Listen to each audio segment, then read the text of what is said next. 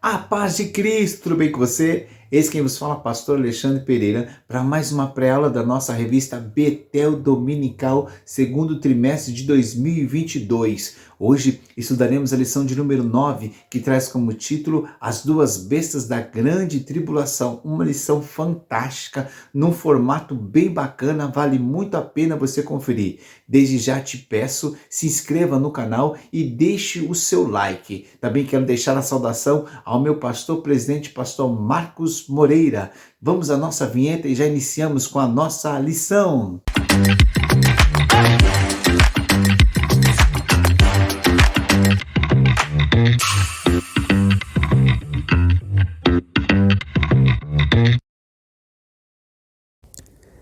Lição 9. As duas bestas da grande tribulação.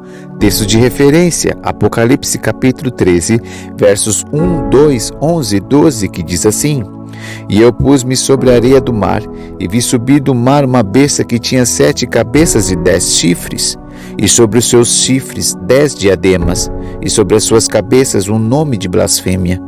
E a besta que vi era semelhante ao leopardo, e os seus pés como os de urso, e a sua boca como a de leão. E o dragão deu-lhe o seu poder, e o seu trono e grande poderio. E vi subir da terra outra besta, e tinha 2 chifres, semelhantes ao de um cordeiro, e falava como dragão. E exerce todo o poder da primeira besta na sua presença, e faz que a terra e os que nela habitam adorem a primeira besta, cuja chaga mortal fora curada. Diante disso, o cenário mundial se configura rapidamente em todas as áreas para o tempo da grande tribulação. A Bíblia revela a manifestação de 2 personalidades malignas neste tempo, denominadas de bestas. O capítulo 13 de Apocalipse apresenta essas 2 figuras chamadas de bestas. A palavra grega para esta palavra besta é therion, que significa fera. Esta palavra foi utilizada no mundo antigo para falar de animais perigosos ou criaturas terríveis e sobrenaturais. O pastor Claudionor Correia afirma que o uso desse vocábulo está em consonância com as palavras de Daniel no capítulo 7, versículo 7, que diz assim: Depois disso, eu continuava olhando nas visões da noite, e eis aqui o 4º animal, terrível, espantoso e muito forte, o qual tinha dentes grandes de ferro. Ele devorava e fazia em pedaços, e pisava aos pés o que sobejava. Era diferente de todos os animais que apareceram antes dele, e tinha 10 pontas. Daniel 7:7. É importante lembrar que serão 2 bestas, logo 2 pessoas, como aponta Apocalipse capítulo 19, verso 20, que diz assim: E a besta foi presa, e com ela o falso profeta, que diante dela fizeram sinais com que enganou os que receberam o sinal da besta e adoraram a sua imagem. Estes 2 foram lançados vivos no ardente lago de fogo e de enxofre. A primeira besta é a besta que emerge do mar, conforme Apocalipse capítulo 13, verso 1.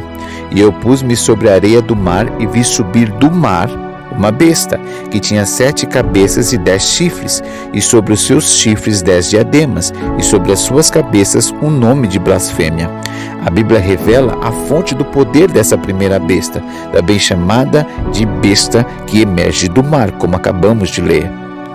O poder dessa primeira besta está registrado em Apocalipse capítulo 13, verso 2, que diz assim: E a besta que vi era semelhante ao leopardo, e os seus pés como os de urso, e a sua boca como a de leão. E o dragão deu-lhe o seu poder e o seu trono e grande poderio. Já em relação à segunda pessoa, que João chama de a besta que emerge da terra, é dito que ela falava como o dragão e exerce poder semelhante à primeira besta, como diz o texto. E exerce todo o poder da primeira besta na sua presença, e faz que a terra e os que nela habitam adorem a primeira besta, cuja chaga mortal fora curada. Apocalipse 13, 12.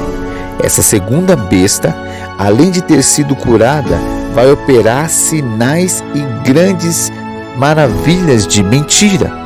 e faz grandes sinais, de maneira que até fogo faz descer do céu à terra, à vista dos homens, e engana os que habitam na terra com sinais que lhe foi permitido, que fizessem presença da besta, dizendo aos que habitam na terra que fizesse uma imagem à besta, que recebera a ferida de espada e vivia. Apocalipse capítulo 13, versos 13 e 14. O pastor Antônio Gilberto diz que se trata de uma trindade satânica: o dragão, que procura imitar Deus, a besta, que imita o Senhor Jesus, e o falso profeta, a segunda besta, que imita o Espírito Santo. Serão dias tenebrosos esses. Voltando à primeira besta, diz que a besta emerge do mar, o anticristo. A palavra de Deus diz que o anticristo terá forte influência sobre as nações. O mar aqui simboliza essas nações, de onde emanará o poder do anticristo, que tem vários nomes na Bíblia, como por exemplo, na profecia das 70 semanas de Daniel, ele é o príncipe que há de vir e o assolador, Daniel 9, 26, 27. Daniel ainda o chama de ponta pequena, Daniel 7, 8. O apóstolo Paulo nomeia de o homem do pecado, o filho da perdição e o iníquo, 2 Tessalonicenses capítulo 2, versos 3 e 8. Mas coube ao apóstolo João chamá-lo pelo nome mais conhecido, como a gente bem sabe, o anticristo. O escritor R.N. Champlin afirma que o termo anticristo poderia significar em lugar de Cristo ou contra Cristo, e é bem provável que ambas essas ideias estejam incluídas. O anticristo procura substituir a Cristo, estabelecendo-se como se for o Filho de Deus. Também fará oposição a Cristo. A maldade é o seu princípio normativo. Os perversos ditadores da história da humanidade serão meras criancinhas comparadas a ele. João vai dizer em Apocalipse 13, 2: E a besta que vi era semelhante ao leopardo, e os seus pés como os de urso, e a sua boca como a de leão. E o dragão deu-lhe o seu poder e o seu trono e grande poderio. Encontramos nesse texto uma descrição assustadora do anticristo. Ele é semelhante ao leopardo, fala da rapidez com que dominará o mundo. Tem pés semelhantes ao de urso, denota a sua força que emplacará em seu governo. Tem boca de leão, aponta para a soberba de suas palavras, como diz Apocalipse 13:5, e foi-lhe dada uma boca para proferir grandes coisas e blasfêmias. Muito diferente do nosso Cristo, no qual estamos protegidos e guardados, que diz o texto, Mateus 11:30, porque o seu jugo é suave e o seu fardo é leve. Embora Deus não tenha nos revelado a identidade do anticristo, fez questão de nos dar várias informações sobre ele. Por exemplo, a Bíblia mostra que o anticristo será um grande orador, Daniel 11:36, Apocalipse 13:5. Será também um grande empreendedor empresarial e dominará a economia mundial, Apocalipse 13, versos 16 e 17. Se mostrará um político notável e implantará um governo mundial, tendo 10 chifres confederados, que são reis, na verdade, a base do seu governo, conforme Apocalipse 17, 12, que diz assim: E os 10 chifres que viste são 10 reis, que ainda não receberam reino, mas receberão poder como reis por uma hora, juntamente com a besta. Além disso, ele fará um pacto com Israel por 7 anos, Daniel 9:27. Blasfemará contra Deus, Daniel 7:25, Apocalipse 13:5. Se apresentará no templo como se fosse Deus, 2 Tessalonicenses 2:4. E finalmente será vencido por Cristo em sua volta, Daniel 8:25, Apocalipse 19, versos 11 até o 21. Para o pastor Cláudio Honor Correia, a besta que sobe do mar funcionará como delegado maior do diabo, pois implantará um sistema ditatorial, arbitrário e intolerante, mais intolerante e mais arbitrário do que os regimes de Hitler e Stalin. Esses estarão parecendo meros ensaios políticos. Mas, para que as suas mentiras sejam aceitas como verdades, contará ele com o suporte místico da besta que sobe da terra, ou seja, o falso profeta, que é chamado desta forma em 3 passagens do livro de Apocalipse, e em todas elas ele está junto com o anticristo. Apocalipse 16:13, Apocalipse 19:20 e Apocalipse 20:10. Será ele que irá desenhar o quadro religioso que predominará no mundo durante o período de grande tribulação.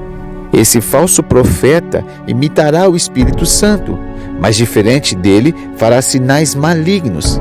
Esse falso profeta vai auxiliar o governo do anticristo com sinais de mentiras, como diz o texto. E faz grandes sinais, de maneira que até fogo faz descer do céu à terra à vista dos homens. Apocalipse 13:13. Embora ele surja com uma aparência inofensiva e mansa, Deus nos revela sua verdadeira natureza. Ele respaldará e dará uma aparência messiânica ao anticristo com sinais malignos que enganarão as massas, conforme Apocalipse 13:14, e enganos que habitam na terra com sinais que lhe foi permitido que fizesse em presença da besta, dizendo aos que habitam na terra que fizesse uma imagem à besta, que recebera ferida e de espada e vivia. Stanley Orton diz que o falso profeta procura dar a impressão de ser um cordeiro gentil e cuidadoso, cheio de amor, mas tudo não passa de encenação. Suas palavras, embora convincentes, são enganosas. Essa segunda besta exercerá toda a autoridade e poder diante da primeira besta. Isso significa que o dragão, o próprio Satanás, é também a fonte de poder da segunda besta. Além disto, tudo indica que nesse tempo haverá um único sistema financeiro mundial. A partir disso, terá um amplo controle sobre os reinos da terra, conforme Apocalipse capítulo 13, versos 16 e 17, que diz assim: e faz que a todos, pequenos e grandes, ricos e pobres, livres e servos, lhes seja posto um sinal na mão direita ou na testa, para que ninguém possa comprar ou vender, senão aquele que tiver o sinal, ou o nome da besta, ou o número do seu nome. Esse texto nos faz entender que haverá um controle mundial que envolve a forma de adoração, um controle político e econômico a partir da marca da besta. A Bíblia não explica como será esta marca, mas nos fala do sinal, do nome e do número do nome da besta, que é 666, conforme Apocalipse 13:18. Somente aqueles que adquirirem o sistema da besta poderão comprar comida, fazer transações comerciais e pagar as contas. Atualmente temos um vislumbre sobre aquele período ao observarmos a intervenção crescente dos governos mundiais nas redes sociais, pelas metas dos países pelo fim do dinheiro físico e a guerra comercial por controle da produção de alimentos e etc. O pastor Stanley Orton vai afirmar que a marca da besta controlará a economia de todo o mundo, pois ninguém poderá comprar ou vender sem esta identificação. Nada disto aconteceu durante as perseguições romanas ou nos períodos mais negros da história da igreja. O domínio sobre a economia mundial será usado como incentivo aos reticentes para que aceitem a marca da besta. Desde que a marca é identificada com o nome da primeira besta, ela tem a ver com a sua natureza e caráter. A marca simboliza ainda plena submissão ao anticristo e ao falso profeta. Além disso, haverá um único sistema religioso mundial. Observe que o mundo de hoje caminha a passos largos para uma religião mundial. O movimento ecumênico, onde as religiões se aproximam cada vez mais umas das outras, já é o início desse pensamento religioso do anticristo. A igreja deve pregar o evangelho a todos, mas não deve se contaminar com as práticas heréticas e antibíblicas de muitas seitas. Observe que o mundo caminha em todas as áreas para a chegada do anticristo e do falso profeta.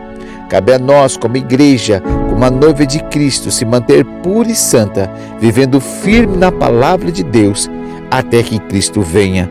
Que você fique com essa palavra. Deus te abençoe e até a próxima aula. Tchau, tchau.